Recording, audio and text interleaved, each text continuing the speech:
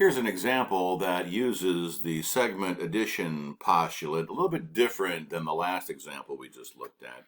This one says Q is the midpoint of segment PR.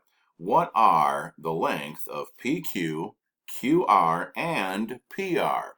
So in the last problem, you were given the overall length, but this time you're not. You're not given a length at all. All you know is that Q is the midpoint. But what that means is that the segment PQ and the segment QR are congruent. So that means the measures of these two segments are the same.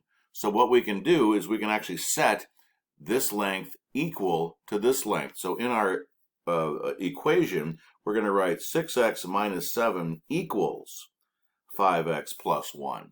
So that's a little bit different than what we did in the last example where we had to add the segments together. And here we set them equal to each other. So be careful because a lot of times students they'll do this when they have to add them together. So pay attention to the problem itself so you know which one to do. All right, let's solve this for x. Let's go ahead and subtract 5x from both sides. That's going to give us x minus 7 over here. This side will give us 1. We will add 7 to both sides next, and we'll get x equals 8.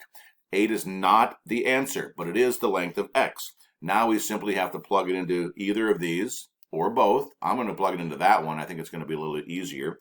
So 5 times 8 plus 1, that's going to be 40 plus 1, so 41. So this measure is 41.